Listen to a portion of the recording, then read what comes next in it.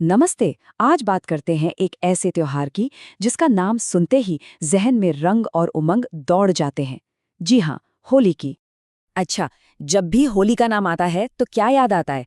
हवा में उड़ता हुआ गुलाल, पिचकारियों से निकलती पानी की बौछारें और हर तरफ बस खुशी ही खुशी, है ना? ये एक ऐसा मौका है जब सारे सामाजिक बंधन जैसे घुल जाते हैं और हर कोई बस एक ही रंग में रंग जाता है। तो ये जो रंगों का हंगामा है, ये जो जश्न है, इसके पीछे का असली मतलब क्या है? क्या ये सिर्फ रंग लगाना ही है? और एक बड़ा सवाल, क्या ये त्योहार वाकई सबके लिए एक जैसा है? चलिए आज जरा रंगों की इस परत को हटाकर देखते हैं। समझते हैं कि इसकी जड़ें कहाँ हैं, इसके कितने अलग अलग चेहरे हैं और आज के दौर में इसके सामने क्या नई चुनौतियां खड़ी हैं। तो शुरुआत करते हैं रंगों से नहीं, बल्कि आग से। जी हाँ, होली के रंगों को सही मायनों में समझने के लिए हमें उस आग को समझना होगा जो होली से ठीक एक रात पहले जलाई जाती है। इससे हम सब जानते हैं होलिका दहन के नाम से। पर यह सिर्फ लकड़ियों का ढेर जलाना नहीं है। सोचिए, ये एक प्रतीक है अपने अंदर की हर बुराई, हर घमंड, हर नेगेटिविटी को उस आग में जला देने का, ताकि अगले दिन जब रंगों का त्योहार आए तो हम एक पॉजिटिव शुरुआत कर सकें। मतलब रंगों के जश्न से पहले ये एक तरह का स्पिरिचुअल क्लीनअप है। और इसके पीछे एक बहुत ही जानी मानी कहानी भी है ना? कहानी उस घमंडी राक्षस राजा हिरण्यकश्यप की, जो खुद को ही भगवान बनवाना चाहता था। लेकिन उसका अपना बेटा प्रहलाद भगवान विष्णु का पक्का भक्त था। अब राजा को ये बात बिल्कुल पसंद नहीं आई। उसने प्रहलाद को मारने की न जाने कितनी कोशिशें की, पर हर बार वो बच निकला। आखिर में राजा ने अपनी बहन होलिका की मदद ली, जिसे एक वरदान मिला हुआ था कि वो आग में नहीं जलेगी। तो प्लान ये था कि होलिका प्रहलाद को अपनी गोद में लेकर आग में बैठ जाएगी। लेकिन हुआ ठीक इसका उल्टा।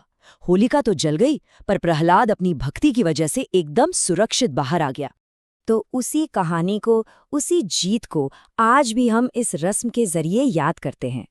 देखिए, लोग मिलकर एक इरादे के साथ लकड़ियां जमा करते हैं, फिर सूरज ढलने के बाद उस पवित्र आग को जलाया जाता है और फिर उसके चारों तरफ घूमकर, मतलब परिक्रमा करके प्रार्थना की जाती है। और हाँ, एक और खास बात, आग में नई फसल के दाने भी डाले जाते हैं। ये एक तरह से कुदरत को थैंक यू कहने जैसा है और आने वाले साल के लिए अच्छी फसल और खुशहाली की कामना करने जैसा है। अच्छा, अब आते हैं सबसे मजेदार हिस्से पर। पता है सबसे दिलचस्प बात क्या है? होली कोई एक त्योहार नहीं है। अरे नहीं, पूरे भारत में इसके इतने अलग अलग, इतने लोकल रूप है ना कि आप हैरान रह जाएंगे। हर जगह की अपनी संस्कृति, अपनी परंपरा की छाप दिखती है। तो चलिए निकलते हैं एक छोटी सी यात्रा पर और देखते हैं होली के कुछ अनोखे चेहरे। एक तरफ है उत्तर प्रदेश का बरसाना, जहां होती है लठमार होली। यहाँ महिलाएं राधा कृष्ण की लीला को दोहराते हुए मजाक मजाक में पुरुषों पर लाठियां बरसाती हैं। और फिर चलिए बिल्कुल दूसरी तरफ, पश्चिम बंगाल। यहाँ इसे कहते हैं डोल जात्रा। ये बहुत ही कह सकते हैं कि सोफिस्टिकेटेड और कल्चरल सेलिब्रेशन है। रविंद्र संगीत, डांस और पीले रंग के कपड़ों में सजे लोग, यहाँ ऐसे वसंत का स्वागत होता है। अब चलते हैं पंजाब। यहाँ होली के फौरन बाद मनाया जाता है होला मोहल्ला। ये सिख समुदाय के लिए हिम्मत और एकता का प्रतीक है। इसमें आपको मार्शल आर्ट्स, गतका और घुड़सवारी के जबरदस्त करतब देखने को मिलेंगे। और अब जरा मैप पर बिल्कुल नीचे चलिए, केरला। यहाँ होती है मंजल कुली। यहाँ कोई केमिकल वाले रंग नहीं, बल्कि शुद्ध हल्दी मिले पानी का इस्तेमाल होता है, जिसे शुद्धता का प्रतीक माना जाता है। और ये विविधता यहीं खत्म नहीं होती। उत्तराखंड के कुमाऊं में चलिए तो वहां होली एक दो दिन नहीं, बल्कि लगभग 2 महीने तक चलती है। ये पूरा एक म्यूजिकल फेस्टिवल है, जिसमें क्लासिकल रागों पर आधारित महफिलें सजती हैं। और इसके ठीक उलट बिहार में इसे कहते हैं फगुआ। यहाँ का माहौल एकदम देहाती और जमीन से जुड़ा हुआ है। भोजपुरी लोकगीत, ढोलक की धुन और कभी-कभी तो कीचड़ और मिट्टी वाली होली। सच में यही तो इस त्योहार की असली खूबसूरती है ना? कितनी वैरायटी है। तो हमने जश्न देखा, परंपराएं देखी, लेकिन जैसा हर सिक्के के 2 पहलू होते हैं, वैसे ही इस रंगीन त्योहार की भी कुछ परछाइयां हैं।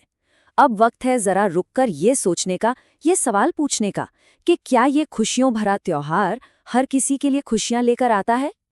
ये लाइन बुरा न मानो होली है, हम सबने कितनी बार सुनी है ना? और इसका इरादा तो अच्छा है, मतलब कि भाई त्योहार का दिन है, जोश में छोटी मोटी बातों का बुरा नहीं मानना चाहिए, मिलजुल कर रहना चाहिए। लेकिन कई बार इसी लाइन का बहुत गलत इस्तेमाल भी हो जाता है। इसी बुरा न मानो होली है कि आड़ लेकर कुछ लोग अपनी सारी हदें पार कर जाते हैं और तब ये त्योहार दुर्भाग्य से उत्पीड़न का, बिना इजाजत के रंग लगाने का और अनचाहे ढंग से छूने का एक बहाना बन जाता है। और जब ऐसा होता है तो त्योहार का जो असली मकसद है, जो एकता की भावना है, वो कहीं खो जाती है। और इसका नतीजा ये होता है कि बहुत सारी महिलाओं के लिए ये रंगीन और खुशी का मौका एक बुरे सपने जैसा बन जाता है। अपनी सेफ्टी की चिंता में वो इस जश्न से पूरी तरह किनारा कर लेती हैं, जो कि त्योहार के सबको साथ लेकर चलने वाली भावना के बिल्कुल खिलाफ है। लेकिन ऐसा नहीं है कि सब कुछ नेगेटिव ही है, एक उम्मीद की किरण भी है। अच्छी बात यह है कि लोग अब इन मुश्किलों को पहचान रहे हैं और मिलकर इस त्योहार को सबके लिए बेहतर और ज़्यादा सेफ बनाने की कोशिश कर रहे हैं। तो चलिए अब ज़रा देखते हैं कि होली का भविष्य कैसा हो सकता है। तो एक तरफ तो ये सामाजिक मुद्दे हैं, पर एक और बहुत बड़ी चुनौती है आज की होली के सामने। वो हैं जहरीले सिंथेटिक रंग। बाजार में जो सस्ते और चटक रंग मिलते हैं ना, उनमें से ज्यादातर खतरनाक केमिकल से बने होते हैं। ये हमारी स्किन के लिए तो खराब हैं ही, हमारे पर्यावरण को भी बहुत नुकसान पहुंचाते हैं। जरा एक उदाहरण देखिए।